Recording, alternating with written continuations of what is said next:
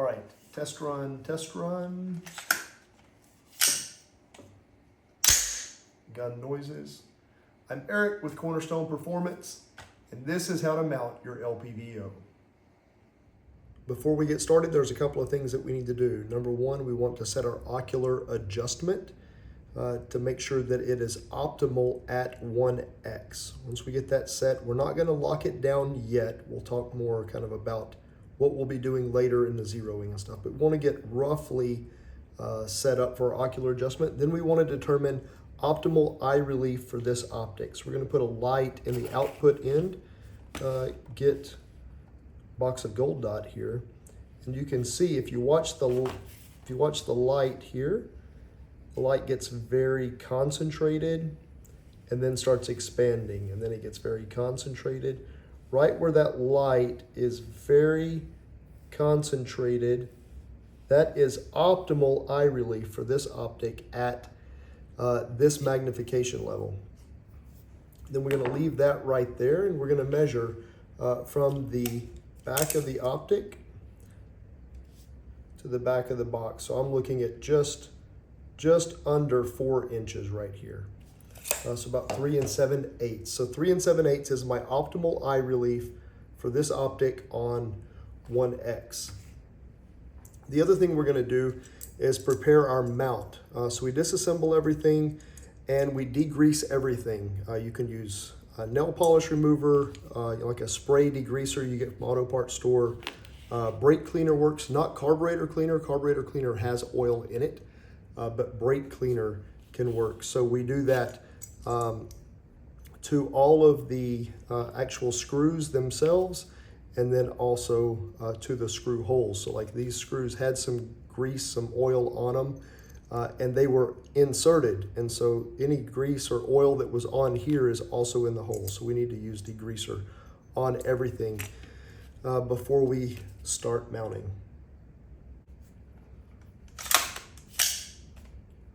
This is clear for anybody that cares. Nerds. Okay. The next thing we need to do is determine optimal eye placement on the rifle for us. So we're going to do this without any optics or anything on it. We're going to put a piece of blue tape here on the stock, then set up proper length of pull. I like using kind of as a starting point the old shotgunner's rule where you put it in your elbow, determining length of pull. I found that to be pretty close, and most people I think run their stocks way too compact. If your setup is too long, just SBR it, like make it shorter here so that you can mount the rifle properly. So like we don't need to be hunkered in. Set this up the way it's supposed to be, and if you want it shorter, just chop off the barrel. But once we get length of pull set up, then we take the optic off, and then we just mount the rifle. So we mount it from a couple of positions, and then we just kind of look, and whatever that rifle lands at, okay, like this is that's where I am going to naturally mount the rifle. If we do it with the optic on, we end up kind of trying to make ourselves conform to the optic. So we do it with the optic off. Then once we get set up, we're like, okay, this is it. This is where I'm at. We come in and we mark directly under your eyeball. We mark on the blue tape. This is where your eye is. Now that's important because we know what the optimal eye relief for the optic is. Now we know where your eye is going to be, and that tells us where to put the optic. All right, so now we know where our stock needs to be, we know where our eye is going to be, and we know that from there we were at 3 7/8. So 3 7/8 from our eyeball to the back of the optic. So then we just come in here with a tape measure, 3 7/8, let's see. That mark there is at 4 1/4.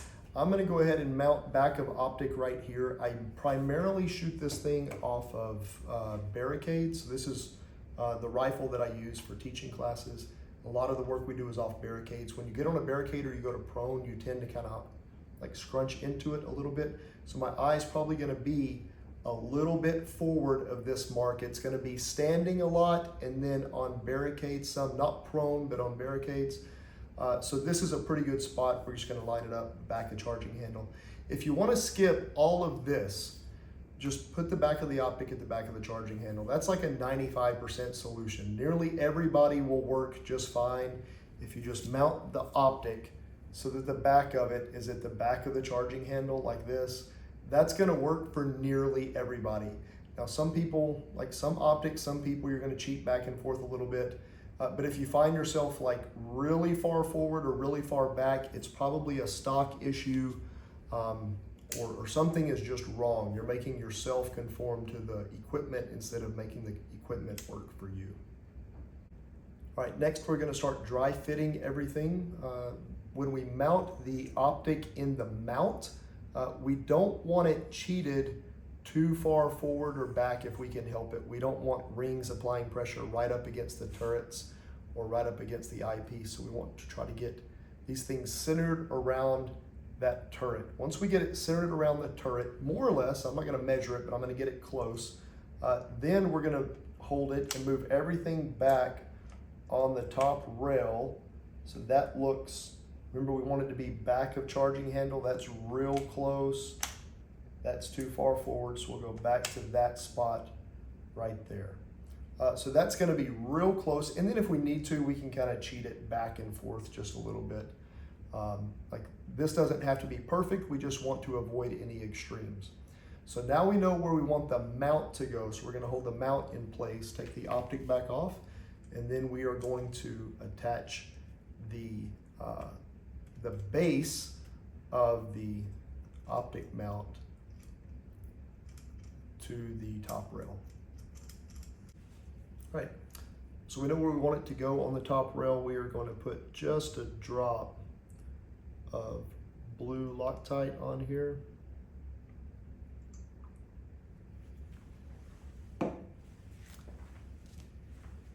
And use our torque wrench. Everything gets torqued properly. Now once we get it snug, depending on what mount you have, something to watch out for. So there's still a little bit of play back and forth. These Badgers don't have a lot. Depending on the mount you have, the lugs that are fitting in these pick rails can be very undersized and you get a lot of play. If that happens, before we tighten it down, we're going to shift it forward. So just give it a bump forward, hold it there in place, and then we're going to torque it down. 65 inch-pounds is what this calls for on the Badger, and that's pretty universal. There we go. Yes, Loctite can give you a false reading. I am more concerned about it loosening up later for kind of defensive, offensive use. I am more concerned with it loosening up later when I don't want it to than I am the torque value being off just a little bit, especially when we're talking about 65 inch-pounds. Like that, there's a lot of wiggle room right there. So I'm gonna set it up, and then we're gonna go ahead and use some Loctite. The risk of this thing coming loose later is so great. Not that it's likely to come loose, but if it does, the risk is so great that we're going to make sure we do everything we can to keep it all locked together. Now that we got the base securely mounted on the rifle, we're going to get the optic set up. So remember we said we wanted back of charging handle right here. So we've got that set up. And then we're going to put on just one of the rings with just a couple of screws. So what we want is to hold this thing in place so that it doesn't fall. So when I walk away, if it gets bumped, I don't want that scope to hit the ground. These Badger mounts, I've been real happy. I've just started ordering Badgers pretty universally. I think that may be all I have. They mount up real good. You can get them in 1.70s pretty easy, which is what I prefer for this kind of gun. And they're aftermarket interface. So like if you want J arms for offset dots or levels and things. I'm not going to put anything like that on this one, but I like being able to take this off and put it on other guns with other optics and have that the opportunity to use those tools.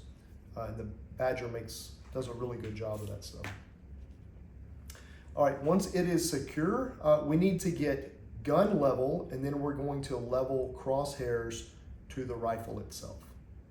So we put bubble level on gun. If this is a 170 mount, if you're putting like a 154, a lot of times you can't fit this in. So you'll need to put bubble level on rifle and get that all set up ahead of time. If you're gonna do this on a tripod like I am, you also need a tripod that definitely locks in really, really tight. I've gone through a couple of tripods and a couple of these clamps and the saddles and stuff. They've got it, you can't cheap out on them because there's so much movement. They wiggle so much. Or whenever, like it looks level, but then whenever you lock it down, it turns. So as it bites into that ball with the ball head. So this part, take your time and do this right. We're not leveling sniper scopes here, right? But if there's a right way to do it, then there's no sense in not doing it the right way.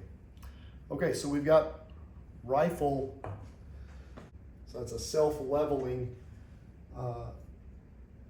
construction level, and I just put it so we have a straight line over there on that wall and get the straight line kind of close to the crosshairs.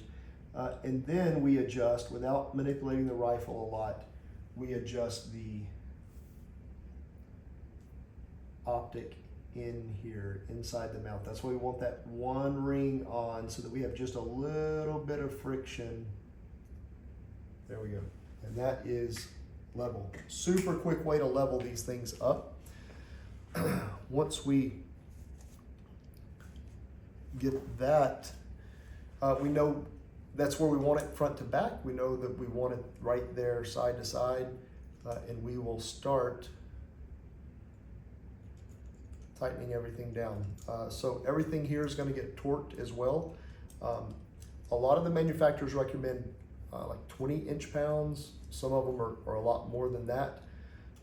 18 inch-pounds for the rings. We've seen going from 20 to 18 inch-pounds fix some loss of zero issues that we were having with some scopes. I can tell you the whole story in person, but 18 inch-pounds is a sweet spot. So get you a torque wrench that reads pretty precisely. Now the screws, so I put a little blue Loctite on them. These come from Badger with a little blue Loctite. I go ahead and put it on if it's not there. Since this is more critical, it's kind of up in the air. Good friend of mine does not put Loctite on them because he wants a very specific reading, because he had the problem with the 18 and 20 inch-pounds. So it's real important to him. I still go with, I don't want it to come loose. If I start having zero loss issues, then I'll go back and kind of readdress it. But I'm gonna go ahead and I always Loctite everything down. We need to make sure that as we put the rings on, that the rings have even gaps on both sides. So what we don't want is for that top ring to be sitting like this, big gap on one side, small gap on the other, because if that's the case, then the screw's actually going in at an angle and you're gonna get a false torque value.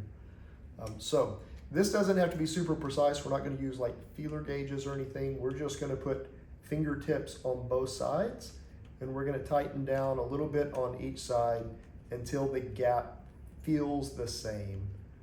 This is not to be super precise. We're not building cabinets for Air Force One here.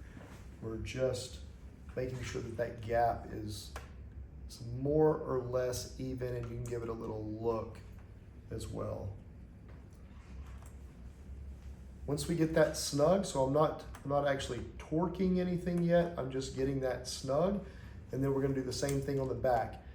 We do this like we do with tires. So I've got like front right, back left, front right, back left.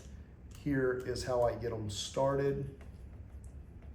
I follow that sequence every time because in just a minute we're going to have all 8 screws in, and you need to be sure you don't lose track of where you started. So I just always follow that sequence. There we go. Now we're going to get the rest of these put in. This torque wrench I'm using, this is a Vortex branded torque wrench. Vortex just rebranded it from whoever actually made it. I've seen a couple of other people make them. I've had pretty good luck with it. I like it so far. You can be pretty precise with it, and it'll go up to 65. It's only marked up to 50, but you can give it another 2 spins, so it's easy to get to 65. You can just keep track. So now we're just getting those 4 last screws. We're just getting them a little bit snug. As soon as you feel some resistance, we stop. The bits you use are important. These are Milwaukee, so it's like their impact set or something. They use like the little impact drivers to like build decks with and stuff. And they seem to bite really good without risking wallering it out or slipping. So everything is snug. Now we're just going to go front, right, back, left, and we're going to go ahead and give it a click.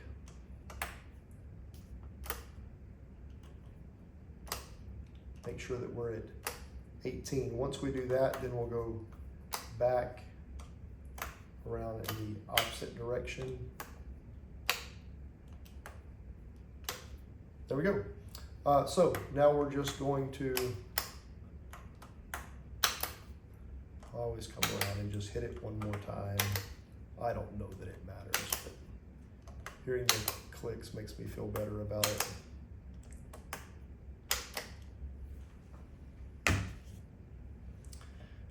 So next we're going to witness mark everything, but all of the hard work is done.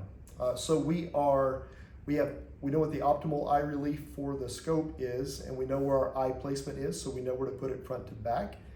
We know how to level it side to side, and we know where it needs to be in the rings. We know that the base itself, its relation to the top rail, is dependent on the turret, the ring spacing, and then where the back of the optic needs to be to get that optimal eye relief. Everything's torqued down. The last thing we're going to do is come in and witness mark it. So the last thing we're going to do is witness mark it. So we want to witness mark these to the mount. It's a little mark there and there. We're also going to mark the mount to the rifle. So just give it a little line right there. So if for some reason we need to take this thing off, we need it to go back into the exact same pick slot. We've seen a loss of 0. Like you move it one slot, you wouldn't think it would matter. It doesn't seem like it should matter. It matters. So make sure that it's there. You'll definitely lose 0 if you start moving that around. And then the same thing at the top. We're just going to come in and give ourselves little marks back and forth. I don't know when you're going to be watching this. I'm going to be at the 2025 TTPOA conference. I'm going to have a booth set up. Cornerstone Performance is going to be teaching some classes. I'll be doing a one-day version of my patrol marksman class set up around practical use of LPVOs. And I'm going to have a booth at the conference. So in the trade show, bring your optic, bring your mount, bring your gun, and we will mount everything for free. So like we'll get you set up the right way for free. Just come by and I'll be happy to do it. The last thing we're going to do is witness mark this. So ocular adjustment, we're going to come in and just give ourselves a little mark right there. I'm almost done. The last thing we would do is set up ocular adjustment, and then I use electrical tape and we black tape it. So we wrap this up with about 3 wraps of electrical tape. On these, this is a Trijicon Credo HX 1-6. The So the zoom, so you have this little nub of a throw lever and it only moves this ring. On some of the optics, like we got a Voodoo 1 to 8 where the entire back end moves around, which is helpful. Like you can just grab it and twist. But that makes it more likely that you're going to move this. So we want to black tape that. Imagine this as your prescription. So you are setting all of the glass in here and all these lenses to your eye. So this is adjusting the prescription of the scope to you. So once we get that prescription set, we want to lock it down. The way that we adjust the prescription for red dot, this is a zoomable red dot with a really good crosshair and things. If we're going to set it up for LPVO use, patrol marksman, like my use case, offensive, defensive use, I need it absolutely usable on 1X all the time. And then zoom it if I need that. But it's got to be a 1X usable optic. So all of the adjustments that we do about how to set this up are for that. When we adjust our ocular, we are going to adjust it so that the image through the scope is the same image that we see with the naked eye. So how do we do that? Well, we know that these LPVOs, we don't have parallax adjustment on them. So they're parallax free at 100 yards from the factory. So we're going to go out to a 100-yard line. We're going to look at a target. We're going to look at stuff at 100 yards, and then we're going to look through the optic. Look at it, look through the optic, and then we start making adjustments. When you make adjustments on these, you can make bold adjustments. So look at it and go, no, that doesn't look right. Give it a quarter turn. Okay, and just ask yourself, better or worse? Okay, better. All right, give it another one. Okay, better, good. All right, give it another one. No, that's worse. All right, now we're within a half turn that fast. And so then we can kind of make some fine adjustments. We don't make adjustments while we're looking through it, so we look away, fresh eyes, make adjustments, then look through it. We want the image through the optic to look the same as it does with the naked eye, so that if I ever bring this thing up on 1X, what I see through it doesn't surprise me, or it's not distorted. It looks exactly the same when I bring the optic up as it does when I just look at things, especially in the most likely use case of this, in that kind of 20 to 60, 75 yards is most likely when these things are used. We need it to look perfect right there. So we set it up at 100. If we start trying to set it up for 35 or 50 yards, we can get distortion at 100. But if we set it up for 100, we're not going to get distortion closer in. So we set it up at 100 yards so that the image that we see most closely resembles what we see with the naked eye. Now, I recommended that we kind of get it close because you can see, like, as we spin this in and out, the distance from the back of the optic to our blue tape line changes. So we want to get it pretty close. Then once it's mounted on the gun, we're going to fine tune it. So we witness mark it right here. Then we get it out to the range. Okay, I think that this is where it's close. And then we start making some adjustments. Once we make those adjustments at 100 yards, we black tape this up real tight. That black tape, yes, it's gonna like come loose, it gets hot and kind of gummy, and you take it off and you put it back on. You can do it about 4,000 times with a $2 roll of tape, and so that's what we do. After that is black taped up. This thing is set up and ready to go. We're ready to zero at 100 yards with 10 round groups because we are good Americans. So if you got any questions, give me a holler if you want to take a patrol marksman class, learn how to use these things real good and stuff. Email me, eric@cornerstoneperformance.org, cornerstone.eric on Instagram. Send me a message and we'll talk.